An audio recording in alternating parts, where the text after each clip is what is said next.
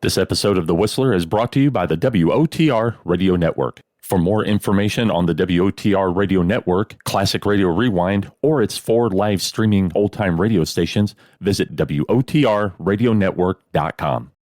Wait a minute. Have you heard the strange tales of the Whistler?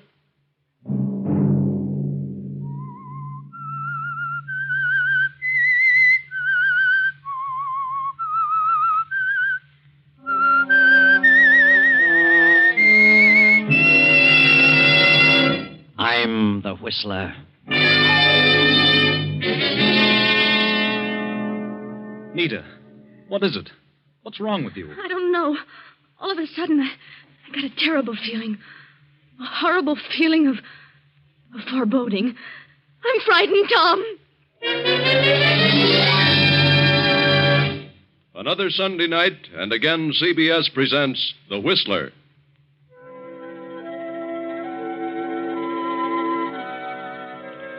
I, the Whistler, know many things, for I walk by night. I know many strange tales, many secrets hidden in the hearts of men and women who have stepped into the shadows. And so I tell you tonight the unusual story of Malice. Dr. Jacob Benton is the wealthiest citizen in a certain upstate county, as well as its most prominent physician and surgeon. Jacob Benton is a proud individual, proud of the fact that he comes from a long line of highly successful surgeons. And his greatest ambition is that his son, Tom, will follow in his footsteps and carry on the family tradition.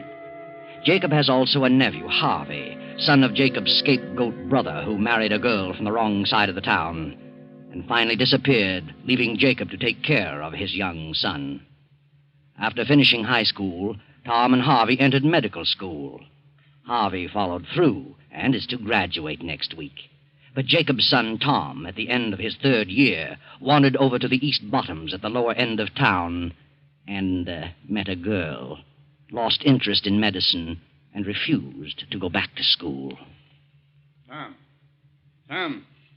Yes, Father? Come into the library. What do you want? Where have you been? It's 2 a.m. Why, I've been to a party. Where? A house party. On the other side of town? Yes.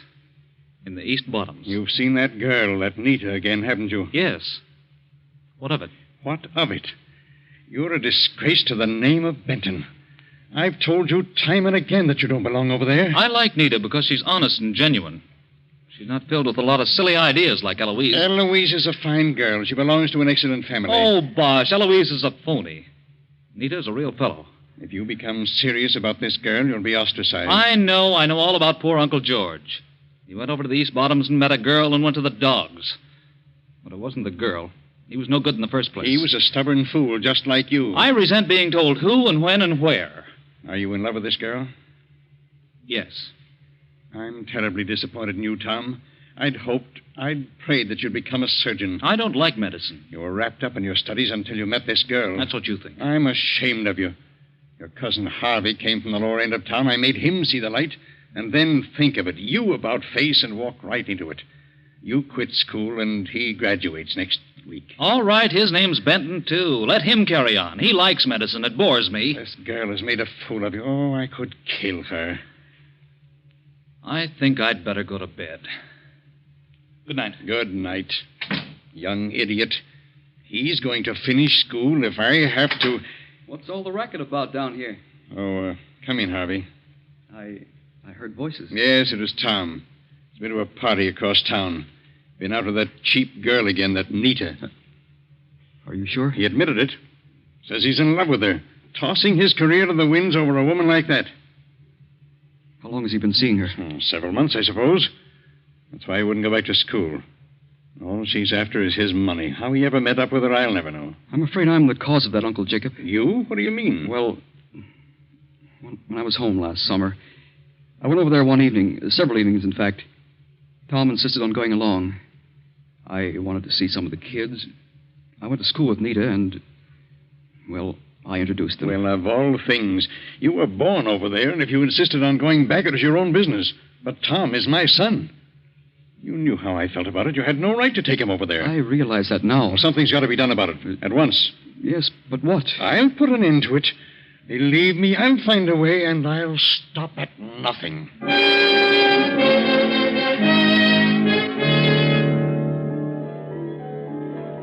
For the remainder of the night, Jacob sits in the library studying the problem of what to do about Tom. And upstairs, young Harvey paces to and fro, pondering over the same question. The next morning, Harvey goes to the lower end of town to visit Nita. Hello, Nita. Harvey. Why, I didn't know you were back in town. You didn't? I came home last night. I'm going back in a few days for graduation exercises. Have you missed me, Nita? Why, yes. Why haven't you written me in the last month or so? Well, I've been busy. Been across town lately? No, why should I? Mm-hmm. You know, it's a strange thing about this section called the East Bottoms. It means more than just a place. It's a huge barrier, an insurmountable obstacle. I was born over here, same as you. But I got an idea that I could cross over, and in time I'd be accepted as one of them. But I finally realized that I would never be accepted. I'd only be tolerated. I'd never be able to practice medicine over there. I think that's all imagination. I told you I had definitely decided to come back here and settle down. That's why I asked you to marry me. I'm not satisfied here. Since when? I've never been satisfied here. You belong here, Nita. You'll never be able to cross over. You'd be miserable. I know. Maybe. And Tom would never last over here. He'd wash up, just as my father did. What are you talking about? I know what's happened. You're throwing me over for Tom. What? You're after Tom because you think he'll take you out of this. Set you up on the other side. Well, he won't. You'll have to come over here, and he won't have a dime. You're not really in love with Tom. I am in love with him, and he loves me. It won't last a month. I'll make it last. Oh, don't be a fool, Nita. Tom's father thinks you're a good-for-nothing, and he'll never change. I don't care. I love Tom. And when it came to a showdown, Tom would walk out on you. I'm going to marry him. I've made up my mind. Then there's nothing more I can say. Goodbye, Nita. Goodbye.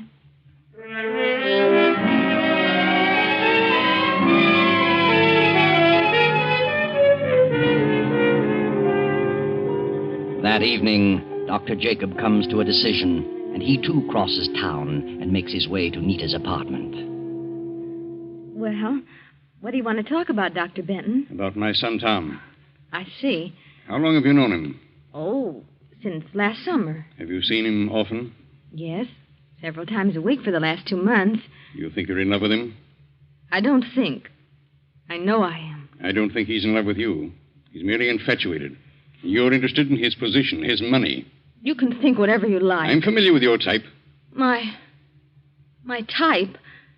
What's the matter with me? Are you aware of what you're doing to my son? I've done nothing at all. You've caused him to drop his career. Tom has a tradition to fulfill. He comes from a fine family.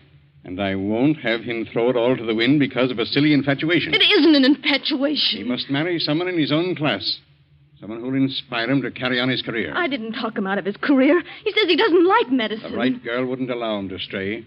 She would encourage him to follow through. The right girl. Family. Tradition. It's all a lot of bosh. Everybody in this town has made up his mind that the East Bottoms mean the difference between somebody and nobody. Well, I haven't. I'm made of the same stuff as you or Tom or anybody else over there. I've a right to a decent existence. If it's money you want, I'll give you money to let him alone.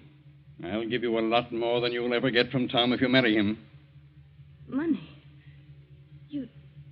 You'd pay me to give him up? Yes. Here.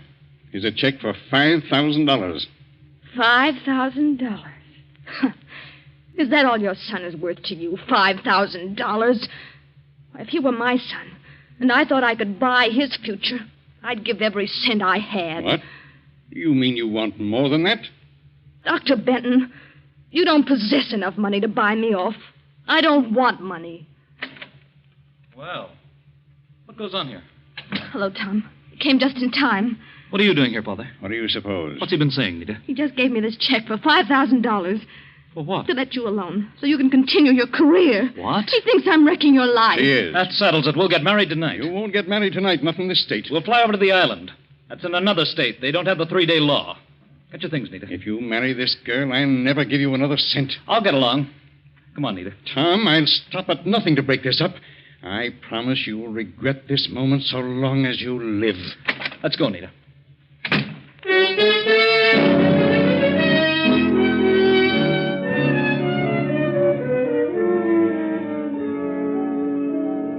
So Tom and Nita rush out of the house and drive to the airport just outside of town. A storm has come up. The highway glistens in the beam of the headlights. This rain is certainly like a cloudburst. Maybe we shouldn't fly over tonight, Tom. Why not? I don't like to fly in a storm. How can you tell where to land? Don't worry about that. I'm familiar with the field. Who's on the island at this time of year? Well, not many people. We've had this summer place there as long as I can remember. There's an old fellow and his wife who look after most of the places. He's also a justice of the peace.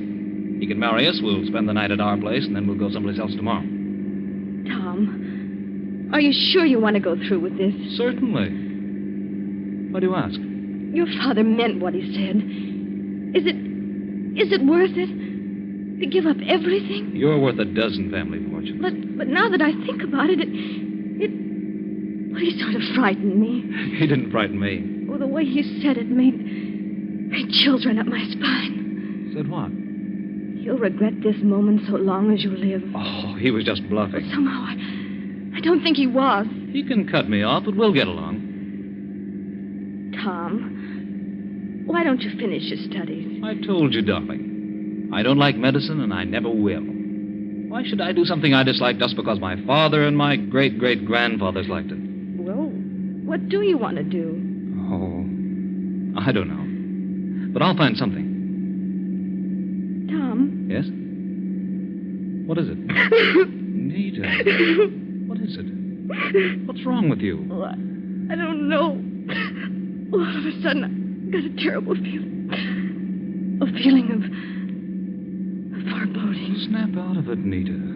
This isn't like you. I know, but I can't help it. I'm frightened. Of what? I don't know, but I am. Oh, Tom, let's turn back. Let's wait, please. Oh, no, you can't back out now. We're going through with this. But he meant it. Your father meant what he said. I know he did. Please turn back. I wouldn't turn back for all the money in the world.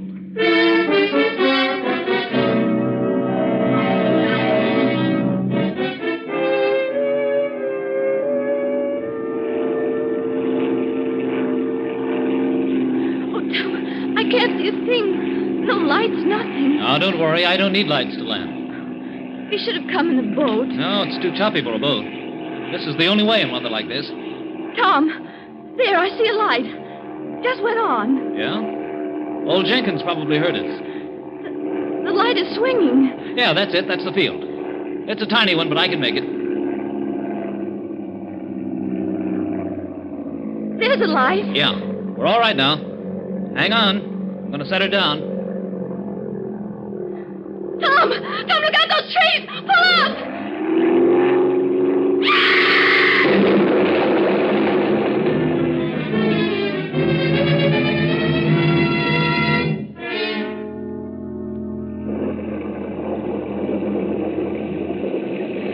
Are they dead, Pa? I don't know yet. Good thing it didn't catch fire. Oh, who are they? Don't know. I'll hold the lantern down here. It's a woman. Don't recognize her. Hey, this is young Tom Benton. Oh, the girl is hurt bad. Look at her legs. They must be broken. Yeah. Come along. We'll get him over to the house. Phone Doc Benton.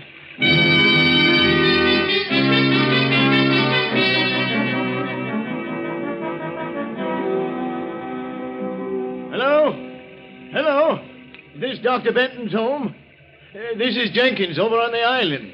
Is Dr. Benton there? Oh, is that you, Harvey? Well, you better find Doc and get him over here right away. It's young Tom. He tried to land his plane and hit some trees. I don't think Tom is hurt so bad, but the girl has smashed up something terrible. I don't know who she is. Yeah. Goodbye.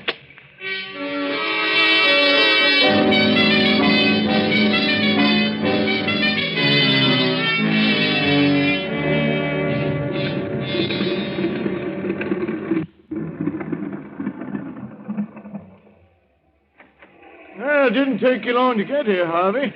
We've got him over at our place.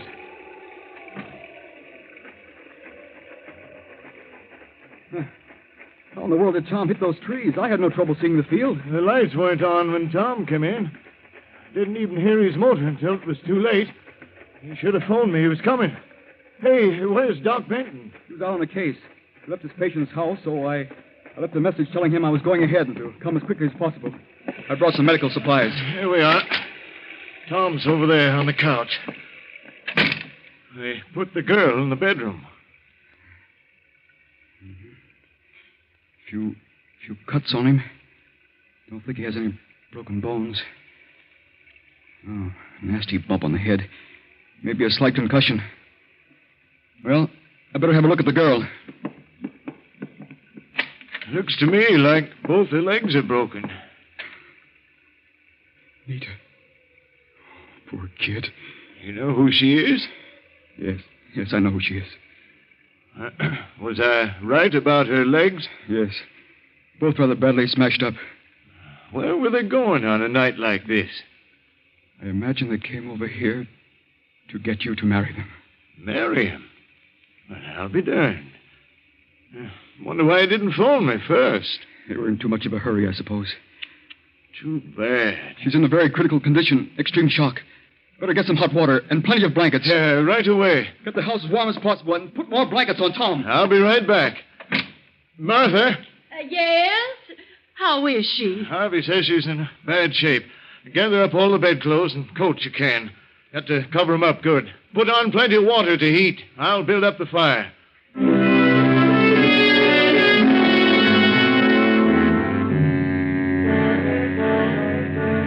Outside, the storm rages on. Harvey sits quietly beside Nita's bed, staring at her in a daze. Her breathing becomes shallow, irregular. A quarter of an hour passes. Then a plane motor is heard overhead. The ship sets down, and Dr. Jacob hurries to the house. Tom's over there, Doc. Tom. He's been unconscious ever since we brought him in. Can't find any fractures. He's got an awful wallop on his head. Yes. I see. No apparent concussion. He'll be all right in a short while. Get some pillows. Raise his feet. I want his head lower. I'll get them. You certainly got it hot in here. Yeah.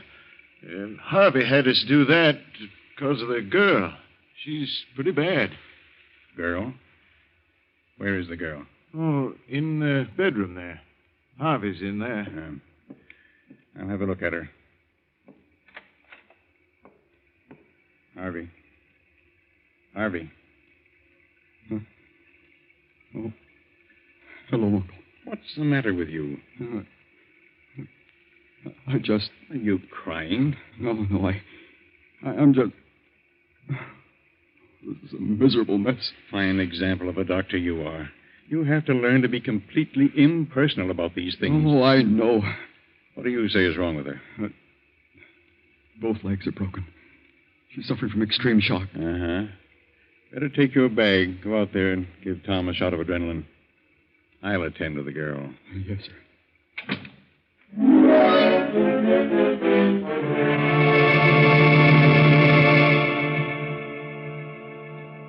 Harvey gives Tom the adrenaline and proceeds to attend to the cuts and bruises. Then he moves to the fireplace and sits staring into the blaze. The storm rages on. The minutes drag slowly along. 10, 20, 30. Then Dr. Jacob steps out of the bedroom. Harvey, Yes, sir? has Tom come out of it yet? Not yet. But he shows improvement. He'll be all right in a little while. I see. Jenkins, Yes, Doc? get us something to make a pallet. We'll carry him down to the plane, take him over to the hospital. Sure, right away. I'll get 4 poles and some rope. I'll have 2 made in a jiffy. Never mind 2, just 1. The girl is dead.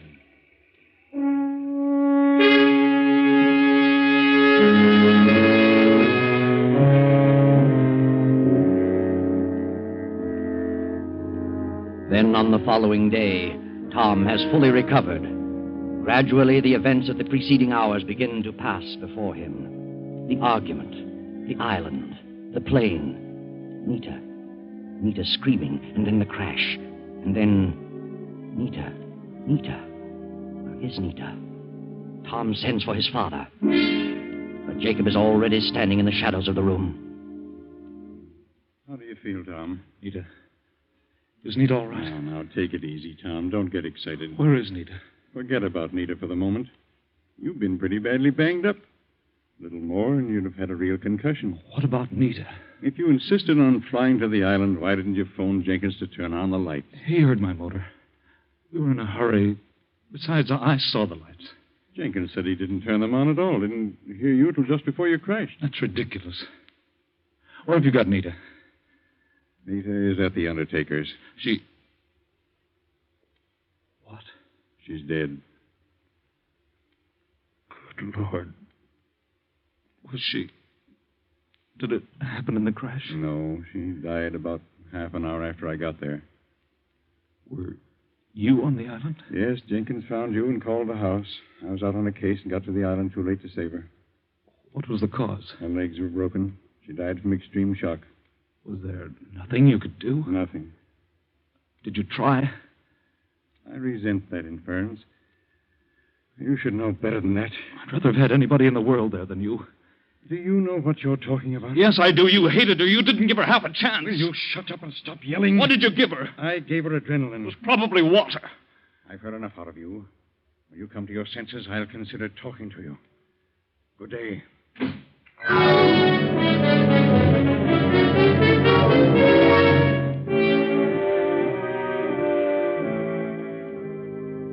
Now Tom, his mind filled with suspicion, his heart burning with hatred, throws on his clothes, dashes out of the hospital, and goes to the island. He reviews the whole situation with Jenkins. Each incident from the time he first heard the plane motor to the moment they took him to the hospital. Tom returns to town, arranges for an autopsy, and is now talking to the autopsy surgeon. Well, Dr. Groberg, how about it? What's your report? Well, both legs were fractured, but there was no compound fracture. There were several minor lacerations about the body and a head contusion. Nothing there that would have caused death? No, nothing. What else did you find? Any evidence of poison? No, none. She was suffering from shock? Oh, naturally, but not extreme shock. Then she didn't die from shock? Death from shock would have been prevented by the adrenaline administered. Then you found adrenaline present? Yes. That is what I can't understand. What do you mean? Well, one of the most difficult things to diagnose is the difference between extreme shock and internal hemorrhage. There was internal hemorrhage? Certainly. And this one was one of the easiest to diagnose I've ever seen. As you well know, adrenaline in internal hemorrhage is absolutely contraindicated. In other words, you think our death was caused by the administration of adrenaline? I do, definitely. But those things happen sometimes, regardless of how hard we try. Yes. Well, thanks, Doctor. I'll see you later.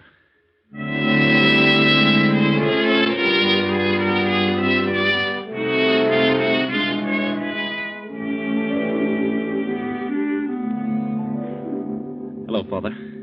Well, have you finally come to your senses? Yes. Yes, I have. I'd like to have a little talk with you. Very well. What about? I've been doing a little investigating. Investigating? Now, what are you talking about? I'm talking about Nita. Are you going to start on that again? I am. And I'm going to follow it to a conclusion. I don't want to have anything more to do with it. But I do. I've had a hard day, and I don't care to listen to any more of your idiotic babblings. How would you like to have the grand old name of Benton? The untarnished reputation of your long line of surgeons blasted to 1,000 pieces. What are you talking about? How would you like to have it known that you, the eminent Dr. Benton, the trusted, the revered Dr. Jacob Benton, deliberately and with malice aforethought caused the death of a girl? How would you like that? You're insane, positively mad. Oh, no, I'm not. I've gone back over the whole thing. I know you hated Nita. You said I'd regret the day so long as I lived. You threatened to do something, and you did. At your first opportunity. You are crazy. You did everything to separate us. You tried to buy her off. When that didn't work, you killed her. Get out of here. Leave this house. You didn't just let her die. You killed her, murdered her. Get out. I know what I'm talking about. I had an autopsy performed. You what? An autopsy. Go on. She didn't die of shock. What then? She died of a very obvious internal hemorrhage, aggravated by adrenaline, which is contraindicated. You're a specialist in that line. You couldn't have made that mistake in 1,000 years. But I was positive it was shock. You knew what it was. No, I must have been wrought up. I could have made that one wrong diagnosis that happens once in 1,000 times. Oh, no, I saw the body. I could tell. With as little medical experience as I've had. Tom, you mustn't say anything further about this. Why not? Oh, it would ruin my reputation. Oh, now you're worried about your reputation. What's that compared to the girl I love? Oh, but Tom, listen to me, please. Good night. Wait a minute. Wait, Tom. Well, what do you want, Harvey? I heard you. I heard every word. So what? I can't let it go on like this. I can't let you do this to your father. What's it to you? You keep out of it. No, Tom, now listen. You're wrong. I know what I'm talking about. Nita was murdered, and I can prove it. Your father had nothing to do with it. Harvey, that's enough. Leave us alone. I won't. I can't stand by quietly and see this happen to you. I won't. Leave this room, Harvey. Don't say another word. Now, wait a minute. What are you trying to say, Harvey? I did it. Your father's trying to cover up for me. What do you mean? He wants to save my future reputation. If it got out, it would be a blot against me. What would be? When Jenkins called, your father was out. He told me what had happened. I left a note for your father, took an emergency bag, and flew to the island in hopes I could do something. Go on. I thought Nita was suffering from shock. I was terribly upset because I was in love with her. So I gave her adrenaline. I wasn't experienced enough to recognize symptoms of hemorrhage. Is that the truth? Yes, now that he's told it, there's nothing I can do. I knew in an instant it was hemorrhage. When I saw the adrenaline vial, I knew what a terrible mistake he'd made. He was emotionally upset over the girl, and I wanted to give him a chance. It was done. I tried my best to pull her through, but it was too late. I'm sorry, Tom. Terribly sorry. Harvey guiltily leaves the library and goes up the stairs to his room. Tom stands staring at Jacob, then drops into a chair and begins to sob softly. A few minutes pass, then a shot. Tom and his father leap to their feet, rush up the stairs and into Harvey's room. Harvey is sprawled dead over the desk, a gun in his hand, and on the desk a note addressed to Tom. Read it, Tom. Dear Tom, I can't stand it any longer. It's been driving me crazy from the moment I did it. Nita's face is before me every second of the day and night. I was in love with her. But when she ran away with you, I lost my reason. I imagined she'd be better off dead. I was filled with hatred. I knew she was suffering from hemorrhage, but I gave her the adrenaline in a bit of revenge. Now it's driving me mad. Forgive me. Harvey. Well, that's the end. Another case of jealousy. Another example of the futility of allowing oneself to become a victim of the green-eyed monster, jealousy.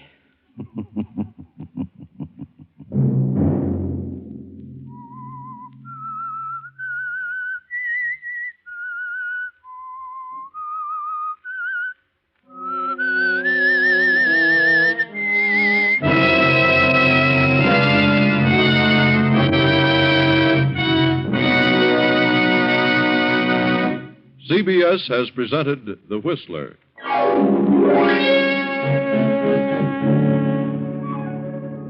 Original music for this production was composed and conducted by Wilbur Hatch.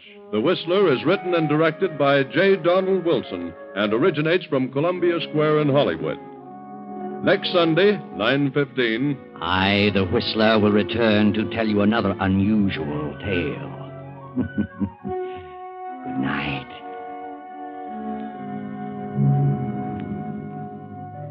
This is the Columbia Broadcasting System.